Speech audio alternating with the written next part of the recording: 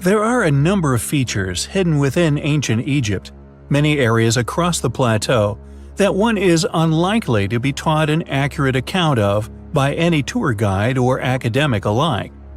Not only do these features escape modern understanding, but as our argument strengthens in regards to our posit of there having been past yet once highly advanced and thus incredibly capable ancient civilizations having once flourished not only across ancient Egypt, but many other parts of the world as well, one cannot disagree.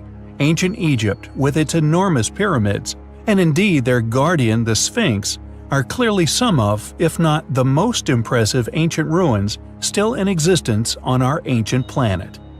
Yet our next feature of interest could, in all possibility, begin the rewriting of massive chapters of our already claimed as concluded historical human studies of antiquity. We have previously covered the intriguing ruin of yet another Sphinx found in Pakistan.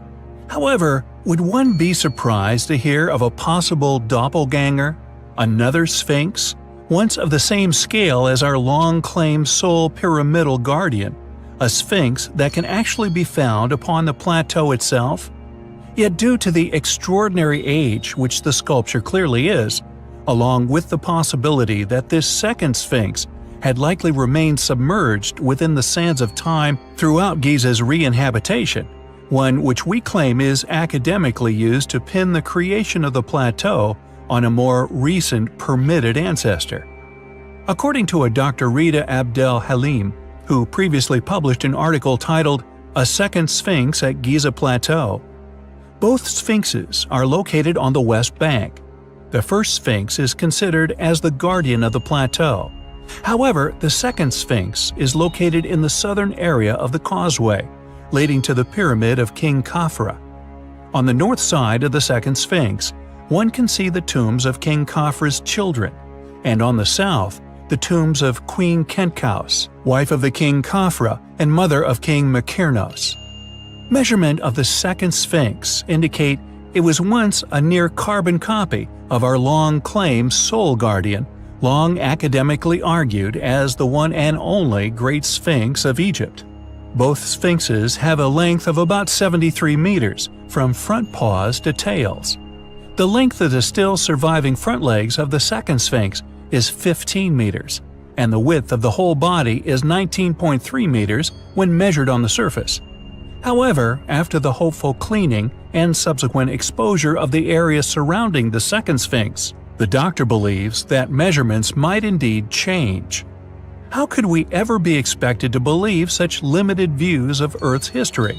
Views such as that of the mainstream paradigm, which is consistently funded and constantly peddling deliberately ignorant, incredibly biased, conformist selective beliefs, now the cornerstones of many institutions.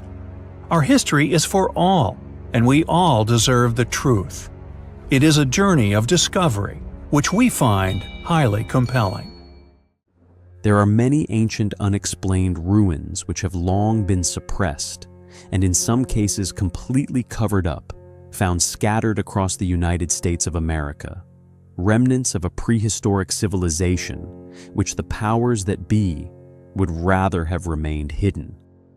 Megalithic ruins rivaling even that of Baalbek found throughout Montana recently discovered enormous megalithic quarries throughout Utah, the falling block or melted handprints within Wyoming, and so on, a literal smorgasbord of ancient relics which have all successfully been ignored, hidden throughout the states. This lack of academic attention which these sites receive, one could perceive as rather suspicious. This, of course, if one were not aware that in reality, this a concerted effort which has long been put into hiding many factors of our ancient past, many of which some claim now sit within the vaults of particular institutes. Yet the biggest of these unsolved ancient mysteries, undoubtedly, Earth's countless ancient pyramids. I have in the past covered the little studied, and even lesser, explored submerged pyramid within Wisconsin, or indeed the incredibly old pyramid hidden within Dakota, yet like that of the long-claimed Great Pyramid, which once sat tall within Salt Lake City, once somehow constructed of solid copper blocks, our next item of interest was also seemingly quarried out, or possibly simply destroyed in this ongoing effort to hide the true grandeur of our planet's lost civilizations.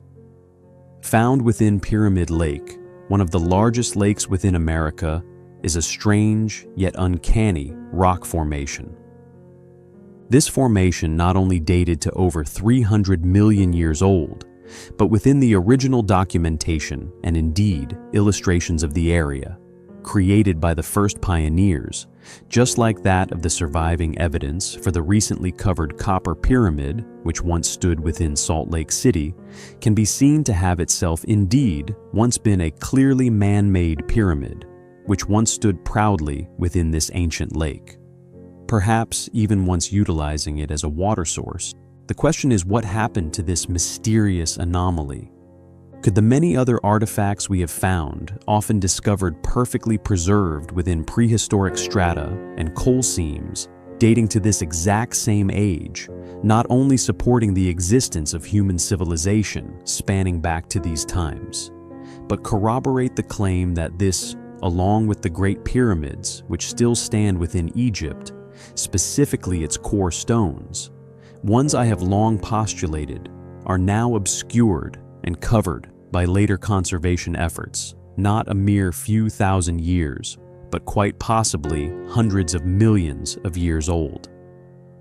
Perhaps this, along with the original purpose, having long ago been unraveled surrounding the past function of these ancient structures, the actual true motive behind why this pyramid, along with many others I have encountered during my research for the channel, not just within the States but worldwide, destroyed, hidden, or attached to civilizations clearly incapable of such feats.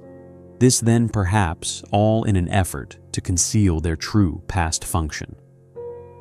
I will keep you posted on any further explorations or confirmations of ancient human activity discovered within Pyramid Lake. It is a mystery which I find highly compelling. On the 30th of July 1967, a group of 7 sponge divers were exploring the bottom of Rock Lake within Wisconsin. What they found, however, is more precious than sponge, or indeed golden relics. They would make a discovery so perplexing, some specialists are still struggling to explain it to this day. One of the divers, John Kennedy, stumbled across a large triangular rock formation near the middle of the lake, a structure which towered up from the deep, almost breaching the surface. He estimated that the structure, which still existed above the mud, was around 20 feet in diameter and around 40 feet from the edge of the lake. John collected several small fragments from around the structure, specimens which would later aid in corroborating their claims. Although rumors of an ancient pyramid existing in the lake had circulated since the 1930s, this was the first time in modern history that evidence had successfully been retrieved. It must be noted, Rock Lake is extremely ancient, and the area that is said to house an ancient pyramid has remained submerged for well over 10,000 years. Due to this geological fact, if it were not for John's physical evidence, the site may have been successfully overlooked by mainstream archaeology. Heated debate regarding John's and other claims from the 30s now raged on for several years, many mainstream archaeologists predictably rejecting the premise that a pyramid of over 10,000 years of age is resting, or more precisely hiding, at the bottom of Rock Lake. They claim some enormous structures lay there. Native American legend records that they were built by an ancient peoples who were driven away during a flood. Although evidence was mounting, skeptics continued to insist that those involved were mistaken. It took a flight by aerial photographer Jack Letourneau to silence such rhetoric. According to mainstream academia, the site simply shouldn't exist. Yet it does. It is another valuable relic of our past, which tell of a history drenched in antiquity. A history we are slowly unraveling. With the wide and varied array of ancient, and in some cases prehistoric artifacts which have now been shared here upon our channel, now found and located all over our Earth. One would expect that the proposition of human history, spanning hundreds of thousands, perhaps even millions of years, would be more warmly received. Yet alas, with past popularization of such hypothesis as that of the Bering Strait land bridge, such a reality continues to be denied, suppressed, and dismissed. There exists many accusations of elaborate hoaxes which attach themselves to these objects. Sometimes shady institutions and academics will even resort to stealing these unexplainable artifacts in the middle of trusted examinations, with many of them having vanished this way, and always in an effort to prevent the truth from reaching the public, to protect and uphold current paradigms. Fallacies which all those responsible for covering up these discoveries well aware of what they are doing, and indeed what they are hiding. Yet there are those few most peculiar of finds, such as the discovery of a hen's egg, for instance, found firmly embedded in sand 33 feet below the surface, that are so out of place they not only hard to bury, but almost impossible to dismiss. Quote, "It was in good condition and found when sinking a well in Plain Grove Township, Lawrence County, Pennsylvania. Upon the egg being broken, it appeared fresh for an instant, but mysteriously and rapidly spoiled within a mere few minutes of being exposed to the air." End quote. Found recorded within the Philadelphia Public Ledger for July 28, 1858. Or the report from May 11, 1864. Within the True Democrat of Lewistown, Mifflin County, also in Pennsylvania, found under the heading "A Wonderful Discovery." It details a find made at Rolling Mill of Wood Morrell and Company, Cambria County. While workers were laying foundations for a new business whilst using a large piece of sandstone, a frog appeared from the slab once it cut in two. Quote, "Pressed as flat as a cent, and lying in a crevice in the stone, a reptile which was plump, and when it fell out, appeared to be blind. The stone had been quarried from spurs of Laurel Hill some 30 years previously." End quote. Such finds simply cannot be explained away as natural or historical anomalies, yet such incredible discoveries continue to be ignored en masse. With many reports over the past century alone of living creatures somehow being found entombed, seemingly frozen in time for untold millennia, yet upon resurfacing into the world appear completely unchanged. Yet there are other finds which, although not preserved in an inexplicable living state, thanks to the locations in which they met their untimely demise, no less astonishingly preserved as that of our fellow amphibians. And our next items of interest are of no exception. In the winter of 1993, in the Cherabad salt mines, south of Hamzelu village, on the western side of the city of Zanjan, within Iran, miners would stumble upon an ancient human, perfectly preserved with long hair, beard, and in possession of an enormous array of compelling artifacts. These included leather boots, iron knives, woolen half trousers, a silver needle, a sling, parts of a leather rope, a grindstone, a walnut, some pottery shards, and varying patterned textile fragments.